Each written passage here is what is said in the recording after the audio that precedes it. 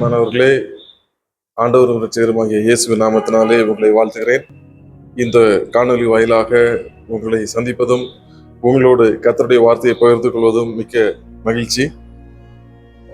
நாம் தியானத்திற்கு ஆதாரமாக தெரிந்து கொண்ட வேத பகுதி 1 பேதுரு 1 அதிகாரம் 22 வசனம் முதல் 2 அதிகாரம் 3 வசனம் வரை. அப்போஸ்தலனாகிய பேதுரு துன்பத்து நிமித்தமாக சிதறப்பட்ட கர்த்தருடைய பிள்ளைகளுக்கு, ஏசியா மைனர் பகுதியிலே காணப்பட்ட மக்களுக்கு, இன்றைய காலகட்டத்திலே துருக்கி என்று சொல்லப்படுகிற தேசத்திலே வாழ்ந்த கர்த்தருடைய பிள்ளைகளுக்கு இந்த நிருபத்தை எழுதினார். இந்த நிருபத்திலே அவர் குறிப்பாக மறுபடியும் பிறந்தவர்கள் எப்படி வாழ்வார்கள், அவர்களுடைய குணாதிசயங்கள் என்ன என்று சொல்வதை பார்க்கிறோம். இந்த காணொலி வாயிலாக மறுபடி பிறந்தவர்கள் எப்படி வாழ்வார்கள், அவர்களுடைய குணாதிசயங்கள் என்ன என்பதை வேதத்தின் வெளிச்சத்தில் அப்போஸ்தலனாகிய பேதுரு சொன்ன காரியத்திலிருந்து நாம் பார்க்க இருக்கிறோம். இன்றைக்கு உலகத்திலே கிறிஸ்தவர்கள் பெரும்பாலும் நான் மறுபடியும் பிறந்தவன், கிறிஸ்தவன் என்று உரிமை கொண்டாடுவது உண்டு. இங்கே அப்போஸ்தலனாகிய பேதுரு அப்படி உரிமை கொண்டாடக்கூடிய கிறிஸ்தவர்களுடைய ஜீவியத்திலே காணப்படக்கூடிய குணாதிசயங்களை சொல்வதை பார்க்கிறோம். முதலாவதாக 22வது வசனத்தை நாம் பார்க்கலாம். 1 பேதுரு 1 அதிகாரம் 22 வசனம். ஆகையால் நீங்கள் மாயமற்ற சகோதர சிநேகமுள்ளவர்களாய் இருக்கும்படி ஆவியினாலே சத்தியத்திற்கு கீழ்ப்படிந்து உங்கள் ஆத்துமாக்களை சுத்தமாக்கி கொண்டவர்களாய் இருக்கிறபடியால் சுத்த இருதயத்தோடே ஒருவரில் ஒருவர் ஊக்கமாய் அன்பு கூறுங்கள்.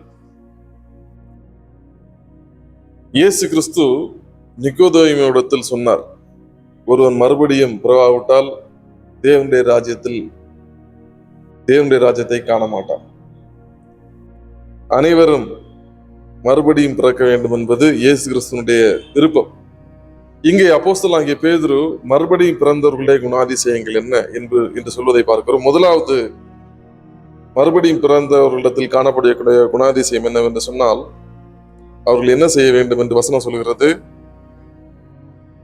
சுத்த இருதயத்தோடே ஒருவரில் ஒருவர் ஊக்கமாய் அன்பு கூறுவார்கள். மறுபடியும் பிறந்தவர்களிடத்திலே காணப்படக்கூடிய முதல் குணாதிசயம், அவர்கள் சுத்த இருதயத்தோடே ஒருவரில் ஒருவர் ஊக்கமாய் அன்பு கூறுவார்கள்.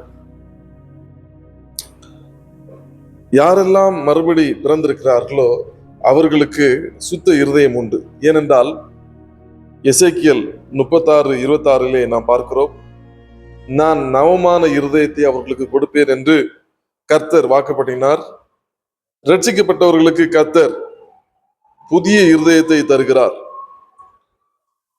அந்த புதிய இருதயமானது என்ன செய்யுமாம்? நாம பார்க்கும் பொழுது நமக்கு புதிய இருதயம் இருப்பதனால் 22வது வசனம் இப்படியாக ஆரம்பிக்கிறது, நீங்கள் மாயமற்ற சகோதர சிநேகம் உள்ளவர்களாகும்படி. கர்த்தர் நமக்கு புதிய இருதயத்தை தருகிறார், நம்ம இருதயத்தை சுத்தப்படுத்துகிறார். எதற்காக என்றால், நாம் மாயமற்ற, ஆங்கிலத்திலே சின்சியர் என்று சொல்லப்பட்டிருக்கிறது, உண்மையான சகோதர சிநேகம். நாம் மறுபடியும் பிறந்த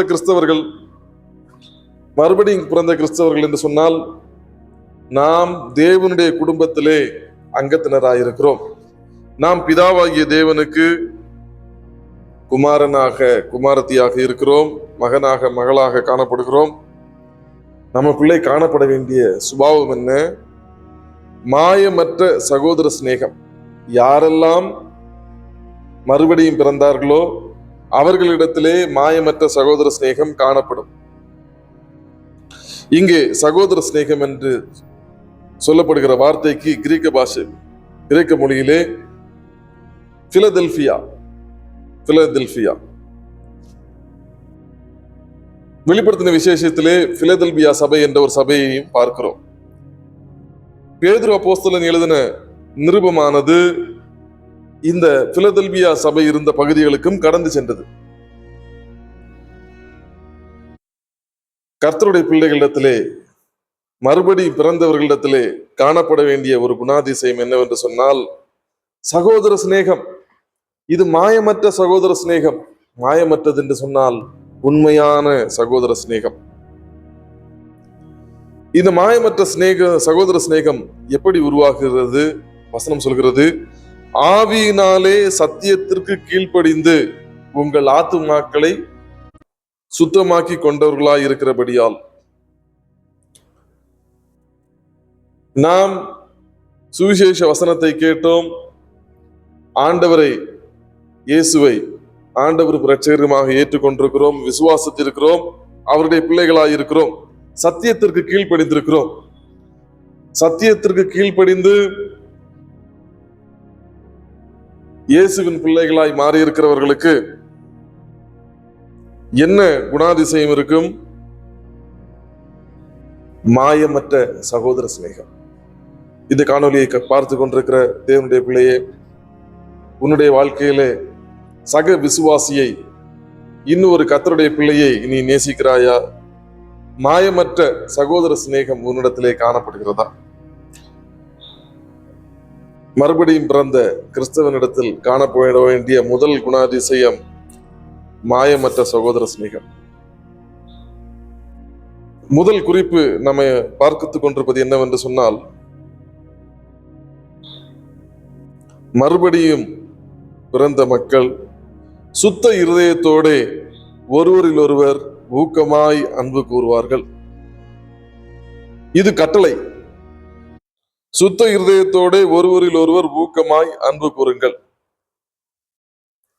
மறுபடியும் பிறந்தவர்களுக்கு கர்த்தர்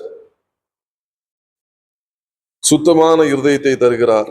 அந்த சுத்தமான இருதயத்தோடு நாம் ஒருவரில் ஒருவர் ஊக்கமாய் அன்பு கூற வேண்டும். சகோதர சிநேகம் நம்மிடத்திலே காணப்பட வேண்டும். இரண்டாவது, நம்ம மறுபடியும் பிறந்தவர்களிடத்திலே காணப்பட வேண்டிய குணாதிசயம் என்ன என்பதை குறித்து நாம் 2ஆம் அதிகாரம் 2வது வசனத்திலே பார்க்கிறோம். சகல துர்க்குணத்தையும் சகலவித கபடத்தையும் வஞ்சகங்களையும் பொறாமைகளையும் சகலவித புறங்கூறுதலையும் ஒழித்துவிட வேண்டும். மறுபடியும் பிறந்த கிறிஸ்தவர்களிடத்திலே காணப்பட வேண்டிய 2வது குணாதிசயம் என்ன என்று நம்ம பார்க்கும் பொழுது, மறுபடியும் பிறந்த பிள்ளைகள், கர்த்தருடைய பிள்ளைகள், தங்களுடைய முந்தைய பாவ வாழ்க்கை முறையை நிராகரித்திருப்பார்கள். மறுபடியும் சொல்கிறேன், மறுபடியும் பிறந்த கர்த்தருடைய பிள்ளைகள் தங்களுடைய முந்தைய, அல்லாவிட்டால் கடந்த கால பாவ வாழ்க்கை முறையை புறக்கணிப்பார்கள். இங்கே வசனம் சொல்கிறது 5 காரியங்கள், 5 விதமான பாவங்கள், அதை நாம் ஒழித்து விட வேண்டும் என்று சொல்கிறது வசனம். மூல பாஷையிலே ஒழித்து விடு என்ற வார்த்தைக்கு என்ன அர்த்தம் என்று சொன்னால், நம்ம ரெகுலரா அழுக்கான வஸ்திரங்களை அகற்றிவிட்டு சுத்தமான வஸ்திரங்களை அணிகிறோம். அதுபோல பேதுரு அப்போஸ்தலன் 5 விதமான பாவங்களை பட்டியலிடுகிறார். இந்த 5 விதமான பாவங்களும் நம்மை விட்டு அகன்று போக வேண்டும், நம்மை விட்டு ஒளிந்து போக வேண்டும்.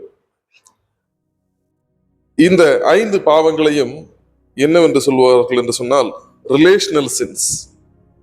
அப்படி என்று சொன்னால் உறவுகளை பாதிக்கும் பாவங்கள், ரிலேஷனல் சின்ஸ், உறவுகளை பாதிக்கும் பாவங்கள். நாம் முதல் குறிப்பிலே பார்த்தோம், சுத்த இருதயத்தோட ஒருவரில் ஒருவர் ஊக்கமாய் அன்பு கூறுங்கள்.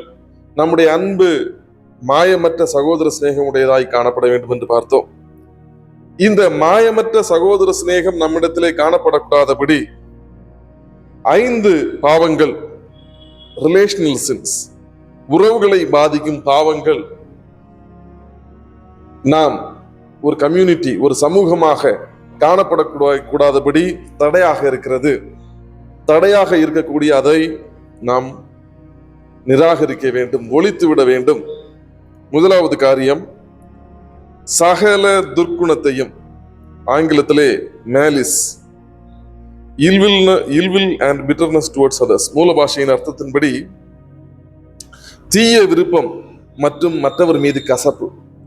இன்று ரட்சிக்கப்பட்டேன், மறுபடியும் பிறந்தேன் என்று சொல்கிற அநேக கர்த்தருடைய பிள்ளைகளுடைய வாழ்க்கையிலே தீய விருப்பங்கள், மற்றவர்கள் மேல் கசப்பு காணப்படுகிறது. இது ஒளிர்ந்து போக வேண்டும். 2வது சொல்லப்படுகிறது கபடம், ஆங்கிலத்திலே டிசீட். கபடம் என்று சொல்லும் பொழுது பொய் மற்றும் தந்திரம், லையிங் அண்ட் ட்ரிக்கரி. கபடம் என்று சொல்லும் பொழுது பொய் சொல்லுவது, தந்திரமாய் நடந்து கொள்வது. ஒரு நபர் மறுபடியும் பிறந்திருக்கிறார் என்று சொன்னால் அவர்களிடத்திலே கபடம் காணப்படக்கூடாது, கபடத்தை ஒழிக்க வேண்டும். கபடம் என்று சொன்னால் பொய் மற்றும் தந்திரம். இன்று அநேக கர்த்தருடைய பிள்ளைகளிடத்திலே பொய் சொல்கிறது, தந்திரமாய் நடந்து கொள்கிறது. இது போன்ற காரியங்கள் நம்மிடத்தில் இருக்குமானால் நாம் அதை ஒழித்து போட வேண்டும். அப்பொழுதுதான் நாம் மறுபடியும் பிறந்திருக்கிறோம் என்பதற்கு அது அடையாளமாக காணப்படும். 3வதாக வஞ்சகம், ஆங்கிலத்திலே ஹிப்போக்ரசி. மூல பாஷையிலே பார்க்கும் பொழுது pretending to be what you are not, நாம் இல்லாதது போல பாசாங்கு செய்வது, முகமூடி அணிவது. 4வது பாவம் பொறாமை, envy. மற்றவர்களிடம் என்ன இருக்கிறது என்ற காரியத்தை குறித்த மனக்கசப்பு, resentment over what others have, மற்றவர்களிடம் என்ன இருக்கிறது என்ற மனக்கசப்பு. இது 4வது காரியம் நம்மை விட்டு ஒளிந்து போக வேண்டும். 5வது புறங்கூறுதல், ஸ்லாண்டர். மற்றவர் பற்றி அவர் முதுகுக்கு பின் தீமையாக பேசுதல். நேருக்கு நேர் நன்றாக பேசுகிறோம், ஆனால் மற்றவர் பற்றி அவர் முதுகுக்கு பின் தீமையாக பேசுகிறோம். இங்கே பேதுரு அப்போஸ்தலன் 5 விதமான பாவங்கள் நம்மை விட்டு ஒளிந்து போக வேண்டும். நாம் பார்த்து கொண்டிருக்கக்கூடிய 2வது குறிப்பு, மறுபடியும் பிறந்த பிள்ளைகள் தங்களுடைய முந்தைய பாவ வாழ்க்கை முறையை புறக்கணிப்பார்கள் அல்லது நிராகரிப்பார்கள். கர்த்தருடைய பிள்ளைகளுடைய வாழ்க்கையிலே ஒரு போராட்டம் இருக்கிறது, பாவத்தோடு ஒரு போராட்டம். இந்த 5 விதமான பாவங்கள் நாம் மாயமற்ற சகோதர சிநேகத்தை கொன்றாதபடி நம்மை தடுக்கிறது. இந்த 5 விதமான பாவங்களும் நம்மிடத்திலே காணப்படுமானால் கர்த்தரிடத்திலே அறிக்கையிட்டு ஒப்புரவாவது அத்தியாவசியமாகிறது. அடுத்தபடியாக 3வது குறிப்பாக நாம் பார்க்கக்கூடியது, மறுபடியும் பிறந்தவர்களிடத்திலே காணப்பட வேண்டிய 3வது குணம், வசனம் 2வது அதிகாரம் 3வது வசனம். நீங்கள் வளரும்படி புதிதாய் பிறந்த குழந்தைகளைப் போல திருவசனமாகிய களங்கமில்லாத ஞானப்பாலின் மேல் வாஞ்சியாயிருங்கள். 3வது மறுபடியும் பிறந்தவர்களிடத்தில் காணப்பட வேண்டிய குணாதிசயம் என்ன? மறுபடியும் பிறந்தவர்கள் தேவ வார்த்தையின் மேல் வாஞ்சையுடையவர்களாயிருப்பார்கள், அல்லாவிட்டால் பசியுடையவர்களாயிருப்பார்கள். இங்கு அப்போஸ்தலனாகிய பேதுரு சொல்கிறார், புதிதாய் பிறந்த குழந்தைகளை போல. ஆரோக்கியமான குழந்தைகளுக்கு பசி உண்டாகும். அது பசி உண்டாகும் பொழுது குழந்தைகள் அழுவதுண்டு. உடனே தாய்மார்கள் பால் கொடுப்பதுண்டு. புதிதாய் பிறந்த குழந்தைகள் வளரும்படியாக தாய்ப்பால் அருந்துவது உண்டு. அதுபோல மறுபடியும் பிறந்தவர்கள் ஆவிக்குரிய பிரகாரமாக வளர வேண்டும், மெச்சூரிட்டி, முதிர்ச்சி அடைய வேண்டும். அவர்கள் முதிர்ச்சி அடைய வேண்டும் என்று சொன்னால் என்ன செய்ய வேண்டும்?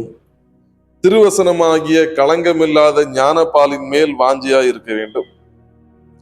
தேவனுடைய வார்த்தை ஒரு மனுஷனுடைய வாழ்க்கையிலே வளர்ச்சியை கொண்டு வருகிறது, முதிர்ச்சியை கொண்டு வருகிறது. ஒருவேளை உங்க வாழ்க்கையிலே வசனத்தின் மேல் வாஞ்சை இல்லாமல் இருக்கிறதா? அதற்கு காரணம் என்னவென்று சொன்னால், நாம் ஆண்டவரை விட்டு தூரமாக வாழ்ந்து கொண்டிருக்கிறோம். நாம் மறுபடியும் பிறந்தோமா என்பதை நாம் ஆராய்ந்து பார்க்க வேண்டும். மறுபடியும் பிறந்த கிறிஸ்தவர்களிடத்தில் 3 குணாதிசயங்கள் காணப்படும். 3வது குணாதிசயம் என்ன? அவர்கள் தேவனுடைய வார்த்தையின் மேல் வாஞ்சையாயிருப்பார்கள், பசியாயிருப்பார்கள்.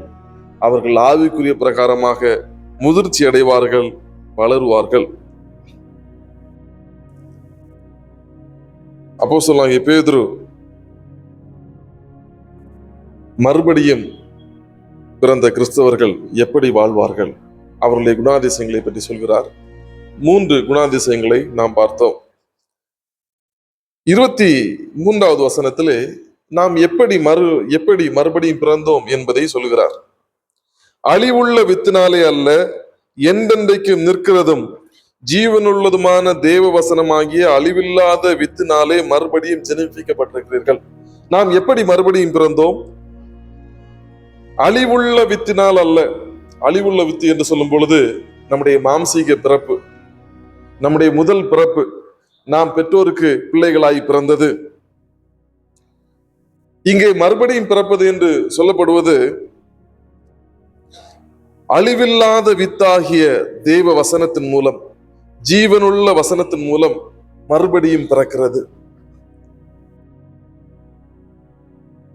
25வது வசனத்தின் கடைசி பகுதி சொல்கிறது, உங்களுக்கு சுவிசேஷமாய் அறிவிக்கப்பட்டு வருகிற வசனம் இதுவே. நாம் கர்த்தருடைய வசனத்தை கேட்டோம், ஆவியானவர் நம்மோடு இடைப்பட்டார், நாம் மனம் திரும்பி விசுவாசம் உடையவர்களாகி இயேசுவை ஆண்டவரும் இரட்சகருமாக ஏற்றுக்கொண்டோம். அன்றைக்கு நாம் மறுபடியும் ஜெனிப்பிக்கப்பட்டோம். எப்படி, எதனால் ஜெனிப்பிக்கப்பட்டோம்?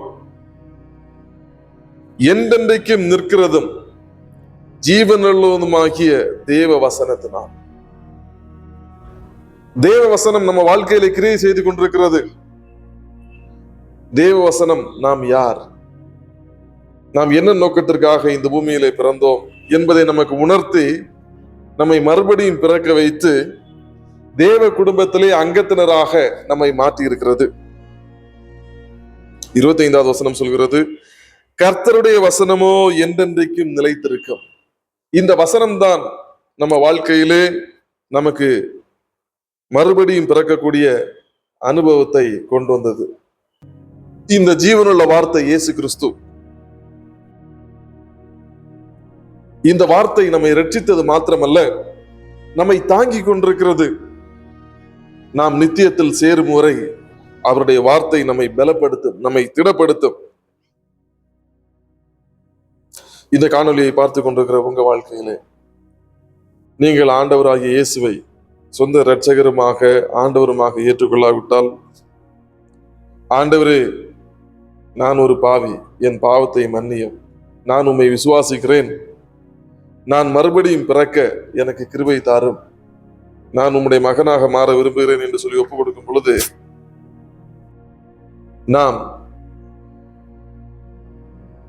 நாம் மறுபடியும் பிறக்கிறோம், தேவ குடும்பத்திலே அங்கத்தினர் ஆகிறோம். கர்த்தர் நமக்கு புதிய இருதயத்தை தருகிறார், சுத்த இருதயத்தை தருகிறார், மாயமில்லாத சகோதர சிநேகம் நமக்கு உண்டாகிறது. கர்த்தருடைய வசனம் நம்மை மறுபடியும் ஜெனிப்பிக்க பண்ணியிருக்கிறது. ஆவியானவர் நம்மை மறுபடியும் பிறக்க பண்ணியிருக்கிறார். இந்த காணொலி வாயிலாக 3 காரியங்களை பார்த்தோம், 3 குணாதிசயங்கள். முதலாவதாக, மறுபடியும் பிறந்தவர்கள் சுத்த இருதயத்தோட ஒருவரில் ஒருவர் ஊக்கமாய் அன்பு கூறுவார்கள். 2வது, மறுபடியும் பிறந்தவர்கள் தங்களுடைய முந்தைய பாவ வாழ்க்கை முறையை நிராகரிப்பார்கள். 5 விதமான பாவங்களை பார்த்தோம். அந்த 5 விதமான பாவங்களும் நம்மை விட்டு ஒளிந்து போக வேண்டும். மூன்றாவதாக, மறுபடியும் பிறந்தவர்கள் திருவசனமாகிய களங்கமில்லாத ஞான பாலின் மேல் வாஞ்சியாயிருப்பார்கள். ஏனென்று சொன்னால், அவர்கள் முதிர்ச்சி அடையும்படி, ஆவிக்குரிய பிரகாரமாக வளரும்படி காணப்படுவார்கள். இந்த காணொலியை பார்த்து கொண்டிருக்கிற உங்களுக்காக நான் ஜெபிக்க விரும்புகிறேன். அன்பின் ஆண்டவரே, இந்த காணொலியை கண்டு கொண்ட அன்பு பிள்ளைகளுக்காக வேண்டிக் கொள்கிறோம்ப்பா. ஆண்டவரே, எங்களுடைய வாழ்க்கையிலே என்னென்ன காரியங்களை விட்டு நாங்கள் விலகி அவற்றை ஒழித்து தள்ள வேண்டுமோ அவற்றை எங்களுக்கு உணர்த்துவீராக. மாயமற்ற சகோதர சிநேகம் எங்களிலே காணப்படட்டும். ஒருவரில் ஒருவர் ஊக்கமாய் அன்பு கூற, திருவசனமாகிய களங்கமில்லாத ஞான பாலின் மேல் வாஞ்சியாயிருக்க, ஆவிக்குரிய பிரகாரமாய் வளர கர்த்தர் ஒவ்வொருவர்களுக்கும் கிருபை தந்தருள்வீராக. எங்களை தாழ்த்தி சமர்ப்பிக்கிறோம். துதி கனமையும் எல்லாம் பாத்திராகி உமக்கு ஒருவருக்கே செலுத்துகிறோம். வேண்டிக் கொள்கிறோம் ஜெபங்களை நல்ல பிதாவே. ஆமேன், ஆமேன். கர்த்தர் தாமே இந்த காணொலியை கண்ட உங்கள் யாவரையும் ஆசீர்வதிப்பாராக. ஆமேன். God bless you.